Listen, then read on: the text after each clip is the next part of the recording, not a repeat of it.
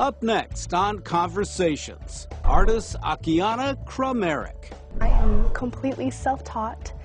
I learn by my own mistakes, and I have to tell you, it is a great teacher. A child prodigy, she's been creating paintings and sketches since age 4, gaining worldwide attention.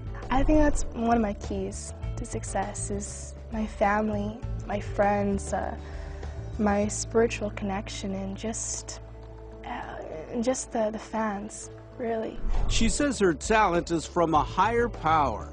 What she hears from the critics of her spiritually based artwork and how she responds. You know, in the beginning, it was very, very heartbreaking. I have to tell you, it was just when people tell me, oh, you paint shadows, you paint black, it's devil's work, burn all your paintings and poetry.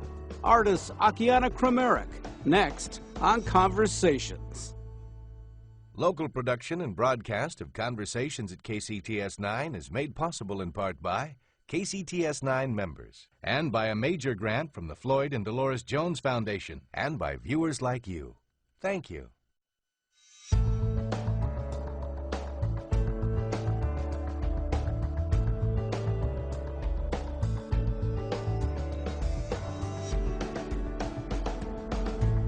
Akiane Kramarik, thank you for being here in Conversations. Thank and welcome. you.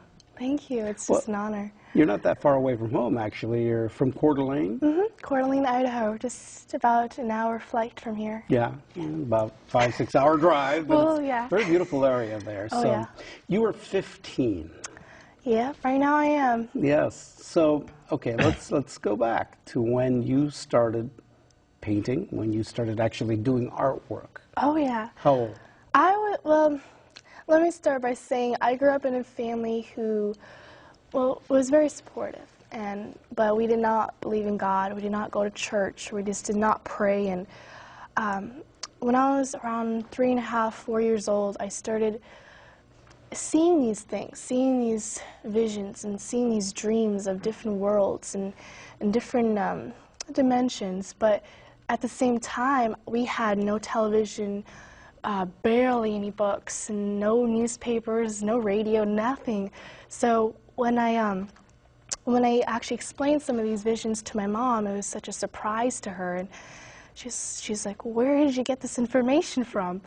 And it was that convinced her that there's something that's going on in my mind. So, and then to prove to her that I was seeing these stuff, I started drawing them, and I probably drew 100, maybe for 2-3 days. I drew so many. It was just all I could think of. There were sketches, weren't there? Absolutely. It was mostly about faces, because there's so many faces that I was seeing, and I drew them. And my mom saw this gift in me, and she gave me all the materials I needed, and she supported me. My family started supporting me, and I went into pastels at the age of 6. And then after that, I went to acrylics. It was about that time when I started writing poetry, because I was seeing these words everywhere. I was seeing these profound sentences, and I wanted to write them. And then it was about the time when Oprah noticed my work, and I went on her show. It was just a blast because, well, first of all, I didn't know who she was at the time. Because keep in mind, we still have television. What were you, 8 or 9 years old when that happened? I just turned 9, and it was just incredible. She was just a blast to talk to. She's such a nice person. And then after I went on her show, my career just boomed from there.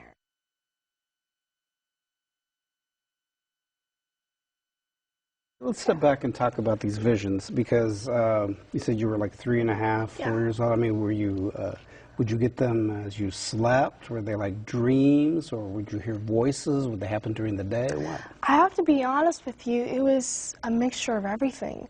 It was voices, it was colors and shapes, and sometimes I would literally see the future, and I would see some things, and I saw the past, and it was just a combination of everything. It was when I'm sleeping, or when I'm walking, doing dishes. It just doesn't, it just varies. It just came to me. And were they in color? It was mostly in color, but there's a percentage was mostly of voices, you know, hearing things. And what kinds of voices? It was mostly just sounds of nature, or it can be sounds of different space elements, or someone talking in a smooth voice. It's very hard to explain what I was hearing and seeing, so that's like the best I can describe it is to draw them. And I would imagine that if you tell people that your mother or whomever else that I'm hearing these voices, I'm seeing these things, that they're saying, honey, now come on now. At first, actually, there had to be a lot of, you know, cynics out there. Absolutely. At first, it was a definite, different transition. My mom thought it was just, oh, it was just a dream or just a nightmare, just go back to sleep. And at first, it was a little bit more, it was difficult, but she knew something was there. I don't know, you have to talk to her about that one, but she just knew that I just had something in me, and thank God she was there, and I had such a supportive mother. And you were able to visualize these by starting the sketch and then eventually all these other processes of doing that. Actually, right after I sketched them, I don't know why, but they started to fade away, all the visions that I had of that particular image. It was just, when I started, if I didn't put it down on paper, I would forget it the next day. It was all meant to be that I had to put it down, or else it would be forgotten. So you've never had any training whatsoever? Whatsoever. I am completely self-taught. I learned by my own mistakes, and I have to tell you, it is a great teacher. You learn a lot by just you have to be poised and patient. A lot of patience and discipline by doing that.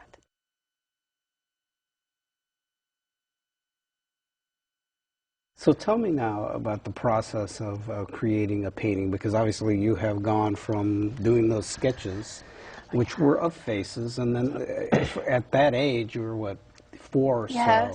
And having seen those, I was just really taken by the detail, and you could be that young and doing all these things. But now, you've been doing this a while, so take me through the process of when you were doing a painting. Well, it really varies. If I have an idea of painting a face, sometimes, I'm not saying all the time, but sometimes I will get a sketch pad and I'll just sketch out a face, and I'll put it on the canvas. And if I wanted to find a model, it's kind of ironic. Each time I want to find a model, I never find him or her. I just have to sit patiently and, I guess, pray, and then it'll just come to me through the front door. It always happens. And but I mostly just go straight on the canvas and without any sketching at all. And but of course, I still have a little bit composition, still trying to learn and still trying to just learn from my mistakes. But most of the time, I just go straight on it. And tell me about what it is that you're painting. I mean, besides faces. Oh, I name it. I paint it. I paint faces, animals, nature, quantum worlds, spaces, just anything. There is, as I've looked at all of these, the gallery that you have on your website, there's a very dreamlike quality. It is, and you know, people come up to me and they say, you know, thank goodness you paint these things, because anybody could paint what is really is physical and physical in the world, but very few could actually paint what they were seeing in their dreams or in their in heaven, in these different worlds. So they were very pleased to see that I was able to literally paint it.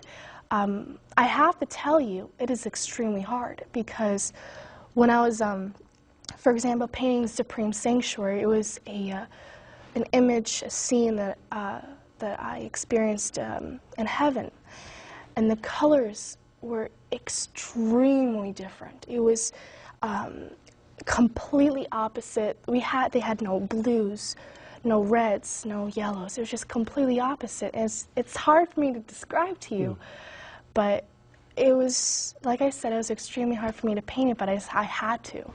So I just used everything. Are you a fast painter? Does it take hours, or what is it? It most definitely takes me quite a few hours. When I was 8 years old, it took me probably 15 to 100 hours to paint a particular painting, but now it's more 200 to 400 hours. Really? So about a month to 3 months. And is it because you have all of these visions of the detail, and you want to have every detail there? Yes, exactly. I like being a perfectionist. I like everything perfect. I like everything the way I saw it as. So I want to keep, if you really see it, I could go on painting my whole life and still never be finished.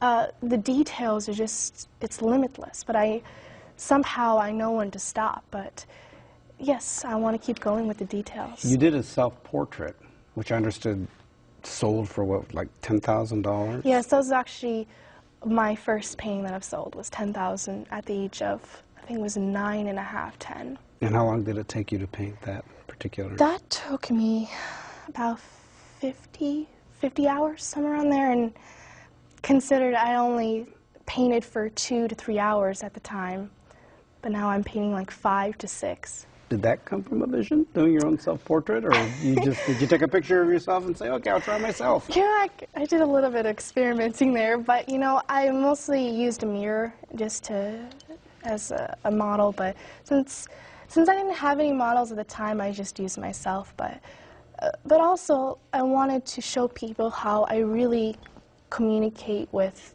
God, or with how I see different things, and I wanted to show that expression that I was experiencing.